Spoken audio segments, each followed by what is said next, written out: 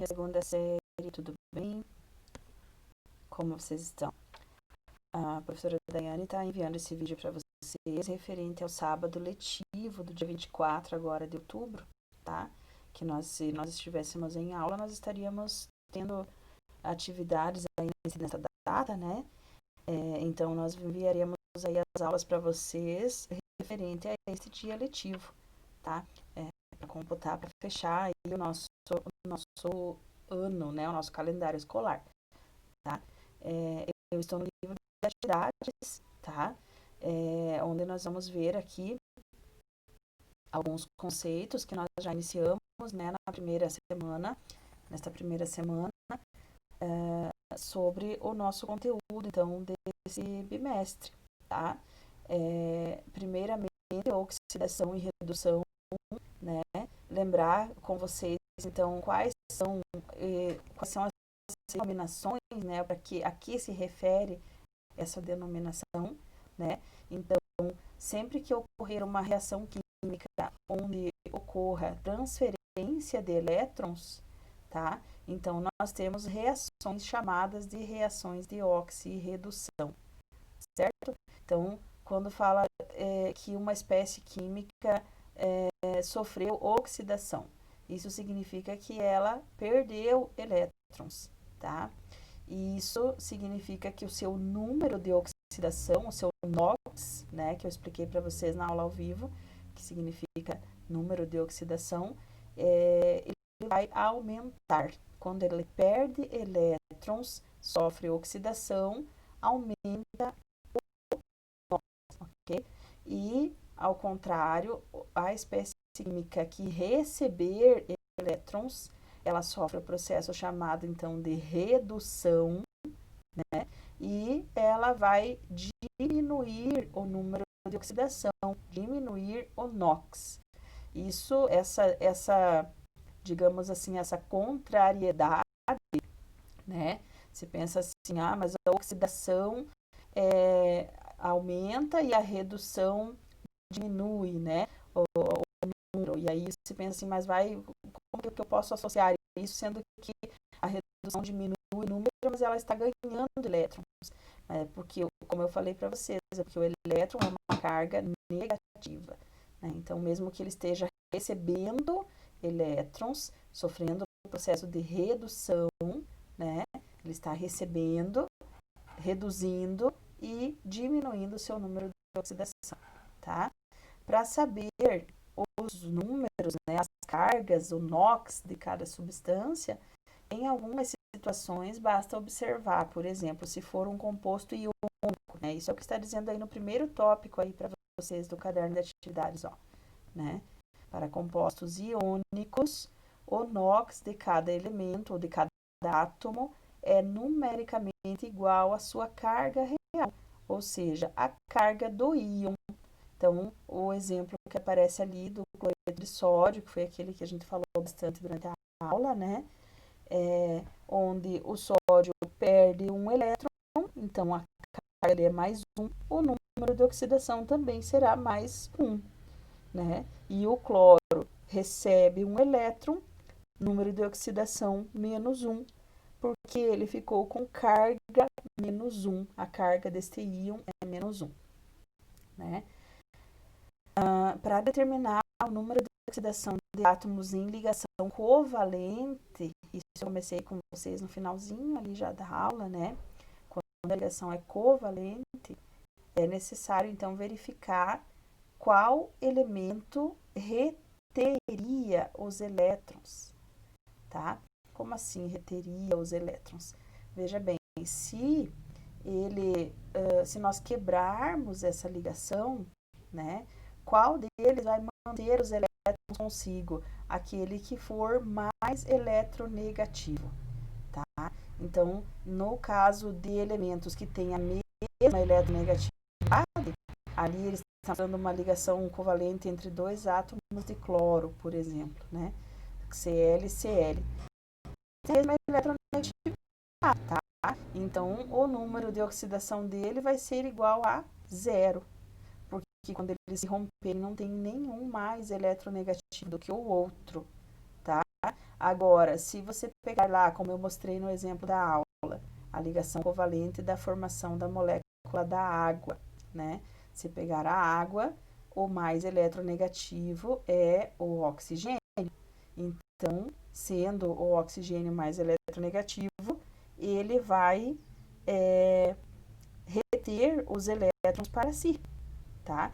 Ele vai reter os elétrons para si e quando ocorrer a ruptura, né, a quebra dessa molécula, o oxigênio vai ficar com os elétrons, com sua carga ali com -2, porque ele vai reter os elétrons dos dois hidrogênios, tá? Estamos mostrando aqui para nós outro exemplo, onde nós teríamos aqui entre o carbono e o oxigênio, né, a ligação covalente de formação do gás carbônico ali, né? Então, como o oxigênio é mais eletronegativo do que o carbono, tá? Isso, como saber quem é mais eletronegativo? Isso tem na tabela periódica, tá? Se a gente observar na tabela, ele indica lá para nós no verso da tabela, tem uma indicação. Vocês aprenderam a verificar isso lá na primeira série, né? Tem lá as setas, né, indicando ali qual é a tendência de aumento de eletronegatividade ou de diminuição dela pela tabela, né? Então, olhando lá na tabela, você verifica que o oxigênio é mais eletronegativo que o carbono. Então, se romper a ligação entre CO2 ali, entre o gás carbônico, né, as moléculas de oxigênio e carbono, o oxigênio vai ficar com os elétrons. Então, a carga do oxigênio vai ficar -2 de cada um deles, né? E a do carbono vai ficar mais 4, né? Porque são os elétrons que ele perdeu nessa ligação, certo? Ele perdeu 2 para cada átomo de oxigênio, beleza? Só voltando aqui, deixa eu subir aqui um pouquinho. Na mesma sequência, ó, tem aquela questão que eu lhes mostrei, vou falar ainda, vou retomar um pouquinho mais isso na aula, na nossa próxima aula ao vivo, né? Que é aquela onde você vai determinar o número de oxidação de uma substância, tá? Então, alguns elementos têm número de oxidação fixo, o que significa que não muda. Então, você pega lá os metais alcalinos, grupo 1, a carga dele vai ser mais 1, porque o número de oxidação dele é mais 1, ele sempre perde um elétron, né? Então, carga mais 1. Os dos metais alcalino terrosos, grupo 2, né?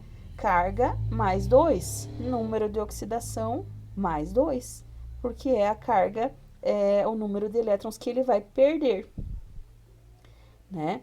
No hidrogênio, em sua grande maioria, normalmente, a carga dele vai ser mais 1, tá?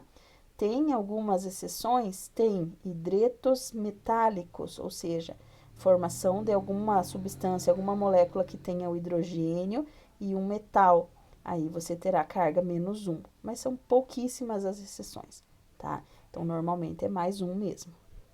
E o oxigênio, normalmente, em sua grande maioria, -2, certo? Significa que a carga dele é sempre -2, porque ele tende a receber somente 2 elétrons mesmo.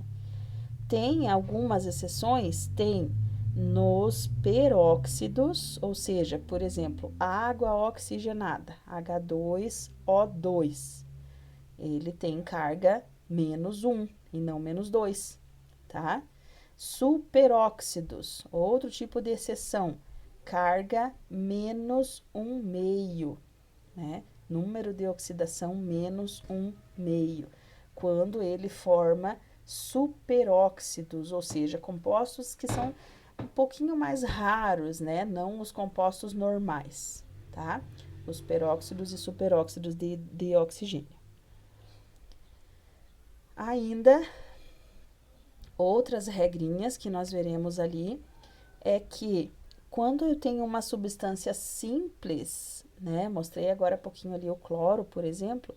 Se ele se romper, ele vai ficar com um NOx zero, né? Então, sempre que eu tiver uma substância isolada, digamos ali, eu tenho a formação da água, novamente.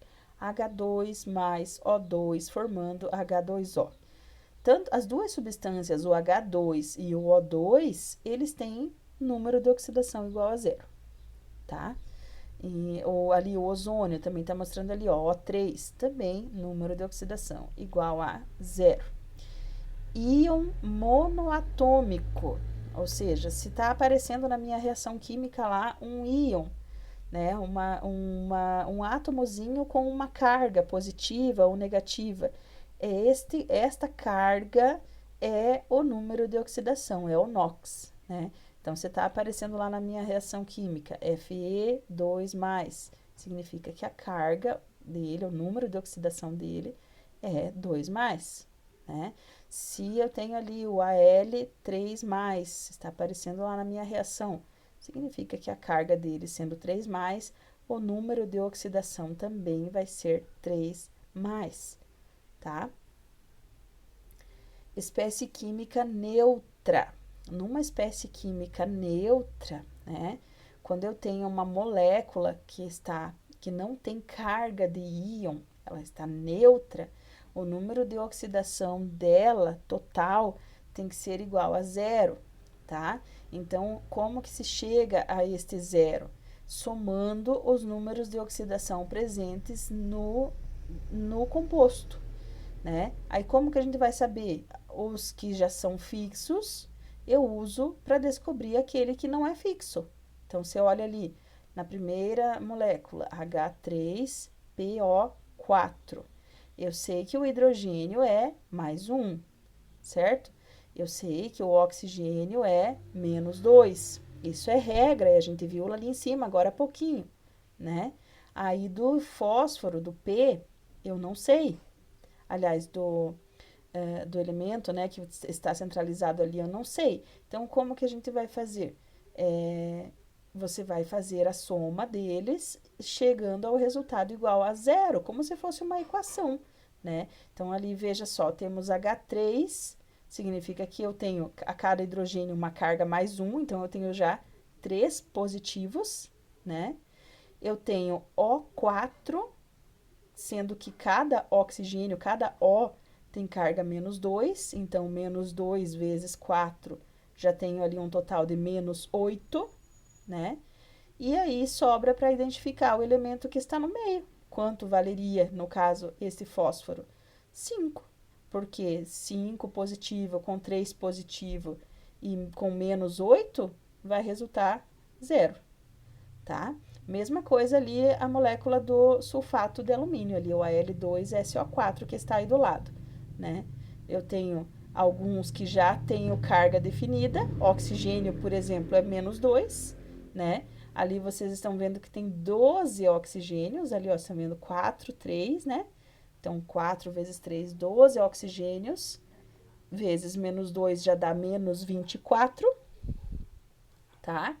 O alumínio, a carga dele é sempre mais 3, então ali, como tem 2 alumínios, 3 vezes 2, 6 positivos, né? E eu não sei o do enxofre, porém eu tenho que saber que o resultado é igual a zero. Então, somando ali, a gente vai chegar ao enxofre com carga mais 6, certo? Porque 6 vezes 3, que tem ali fora do parênteses, né, do enxofre, 6 vezes 3 é 18, então, fechou ali na quantidade de zero, né? E o último item ali para vocês é na questão de íon poliatômico, tá? Quando é um íon poliatômico, significa que eu tenho mais de um átomo neste íon, né?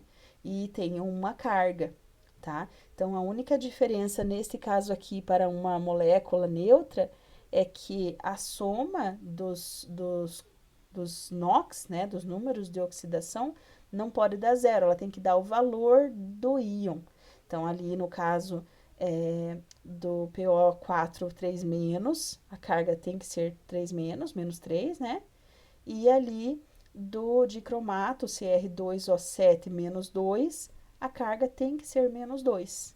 Então, a gente tem que descobrir ali colocando, né, em uma equaçãozinha com este valor, esta soma, certo?